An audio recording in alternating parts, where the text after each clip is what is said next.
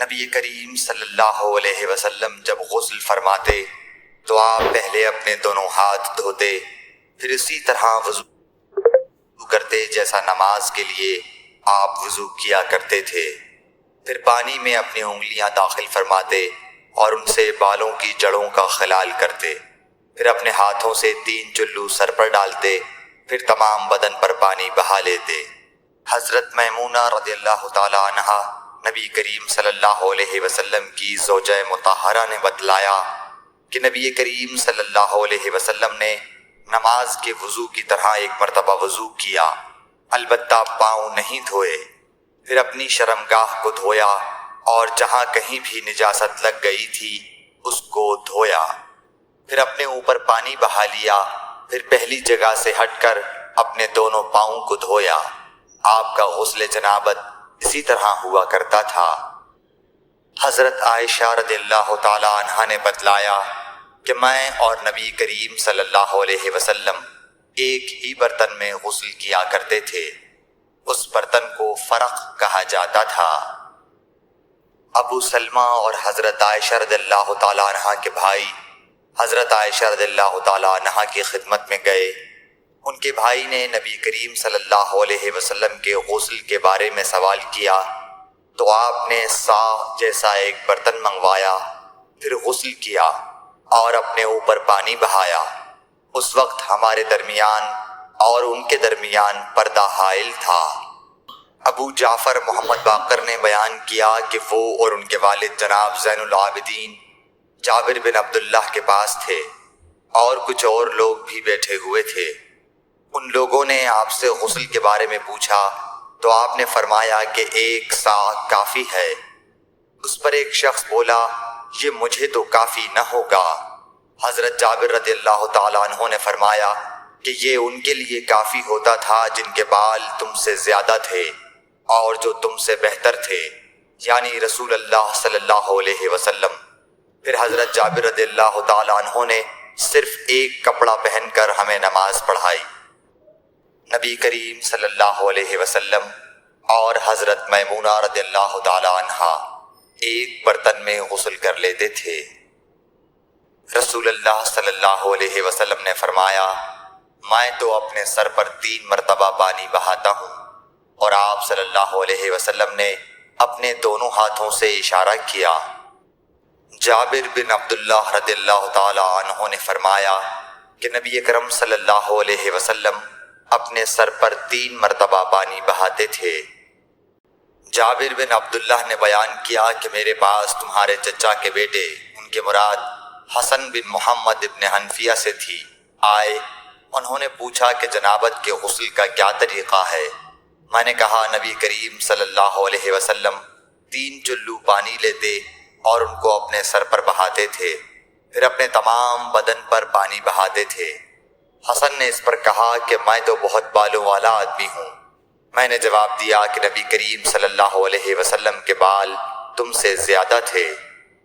ام المومنین میمونہ رضی اللہ تعالیٰ عنہا نے فرمایا کہ میں نے نبی کریم صلی اللہ علیہ وسلم کے لیے غسل کا پانی رکھا تو آپ نے اپنے ہاتھ 2 مرتبہ یا 3 مرتبہ دھوئے، پھر پانی اپنے بائیں ہاتھ میں لے کر اپنی شرمگاہ کو دھویا، پھر زمین پر ہاتھ رگڑا، اس کے بعد کلی کی اور ناک میں پانی ڈالا اور اپنے چہرے اور ہاتھوں کو دھویا، پھر اپنے سارے بدن پر پانی بہا لیا اور اپنی جگہ سے ہٹ کر دونوں پاؤں دھوئے۔ نبی کریم صلی اللہ علیہ وسلم جب غسل جنابت کرنا چاہتے تو حلاب کی طرح ایک چیز منگاتے، پھر پانی کا چلو اپنے ہاتھ میں لیتے اور سر کے داہنے حصے سے غسل کی ابتدا کرتے، پھر بائیں حصے کا غسل کرتے، پھر اپنے دونوں ہاتھوں کو سر کے بیچ میں لگاتے تھے۔ ام المومنین میمونہ رضی اللہ تعالیٰ عنہا نے بیان فرمایا کہ میں نے نبی اکرم صلی اللہ علیہ وسلم کے لیے غسل کا پانی رکھا تو پہلے آپ نے پانی کو دائیں ہاتھ سے بائیں پر گرایا، اس طرح اپنے دونوں ہاتھوں کو دھویا، پھر اپنی شرمگاہ کو دھویا، پھر اپنے ہاتھ کو زمین پر رگڑ کر اسے مٹی سے ملا اور دھویا، پھر کلی کی اور ناک میں پانی ڈالا، پھر اپنے چہرے کو دھویا اور اپنے سر پر پانی بہایا، پھر ایک طرف ہو کر دونوں پاؤں دھوئے، پھر آپ کو رومال دیا گیا لیکن آپ نے اس سے پانی کو خشک نہیں کیا۔ نبی کریم صلی اللہ علیہ وسلم نے غسل جنابت کیا تو پہلے اپنی شرمگاہ کو اپنے ہاتھ سے دھویا، پھر ہاتھ کو دیوار پر رگڑ کر دھویا، پھر نماز کی طرح وضو کیا، اور جب آپ اپنے غسل سے فارغ ہو گئے تو دونوں پاؤں دھوئے۔ حضرت عائشہ رضی اللہ تعالی عنہا نے فرمایا کہ میں اور نبی کریم صلی اللہ علیہ وسلم ایک برتن میں اس طرح غسل کرتے تھے کہ ہمارے ہاتھ باری باری اس میں پڑتے تھے۔ حضرت عائشہ رضی اللہ تعالی عنہا نے فرمایا کہ جب رسول اللہ صلی اللہ علیہ وسلم غسل جنابت فرماتے تو پہلے اپنا ہاتھ دھوتے۔ حضرت عائشہ رضی اللہ تعالی عنہا نے کہا کہ میں اور نبی کریم صلی اللہ علیہ وسلم دونوں مل کر ایک ہی برتن میں غسل جنابت کرتے تھے۔ نبی کریم صلی اللہ علیہ وسلم اور آپ کی کوئی زوجہ مطہرہ ایک برتن میں غسل کرتے تھے۔ میمونہ بنت حارث رضی اللہ تعالی عنہا نے کہا کہ میں نے حضرت صلی اللہ علیہ وسلم کے لیے غسل کا پانی رکھا اور پردہ کر دیا۔ آپ نے پہلے غسل میں اپنے ہاتھ پر پانی ڈالا اور اسے ایک یا دو بار دھویا۔ سلیمان اعمش کہتے ہیں کہ مجھے یاد نہیں راوی سالم بن ابی الجعد نے تیسری بار کا بھی ذکر کیا یا نہیں۔ پھر دائیں ہاتھ سے بائیں پر پانی ڈالا اور شرمگاہ دھوئی، پھر اپنے ہاتھ کو زمین پر یا دیوار پر رگڑا، پھر کلی کی اور ناک میں پانی ڈالا اور چہرے اور ہاتھوں کو دھویا اور سر کو دھویا، پھر سارے بدن پر پانی بہایا، پھر ایک طرف سے رکھ کر دونوں پاؤں دھوئے۔ بعد میں نے ایک کپڑا دیا تو آپ نے اپنے ہاتھ سے اشارہ کیا اس طرح کہ اسے ہٹاؤ، اور آپ نے اس کپڑے کا ارادہ نہیں فرمایا۔ میمونہ رضی اللہ تعالی عنہا نے کہا کہ میں نے حضرت صلی اللہ علیہ وسلم کے لیے غسل کا پانی رکھا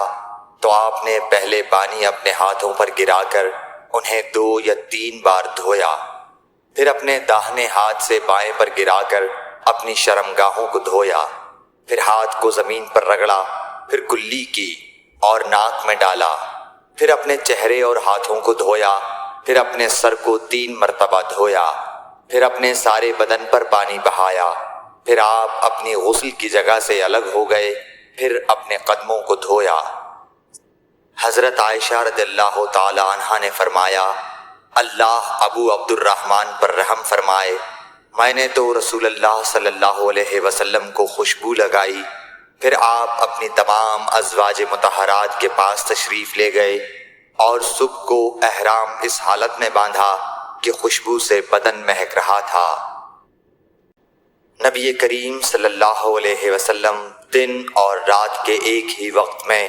اپنی تمام ازواج مطہرات کے پاس گئے، اور یہ 11 تھی، 9 منکوحہ اور 2 لونڈیاں۔ راوی نے کہا میں نے انس سے پوچھا کہ حضور صلی اللہ علیہ وسلم اس کی طاقت رکھتے تھے تو آپ نے فرمایا کہ ہم آپس میں کہا کرتے تھے کہ آپ کو 30 مردوں کے برابر طاقت دی گئی ہے۔ حضرت علی رضی اللہ تعالی عنہ نے فرمایا کہ مجھے مزید بکثرت آتی تھی،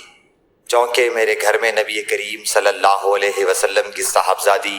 حضرت فاطمہ الزہرا رضی اللہ تعالی عنہا تھیں، اس لیے میں نے ایک شخص مقداد بن اسود اپنے شاگرد سے کہا کہ وہ آپ صلی اللہ علیہ وسلم سے اس کے متعلق مسئلہ معلوم کریں۔ انہوں نے پوچھا تو آپ نے فرمایا کہ وضو کر اور شرمگاہ کو دھو، یہی کافی ہے۔ حضرت عائشہ رضی اللہ تعالی عنہ نے فرمایا میں نے خود نبی صلی اللہ علیہ وسلم کو خوشبو لگائی، پھر آپ اپنی تمام ازواج کے پاس گئے اور اس کے بعد احرام باندھا۔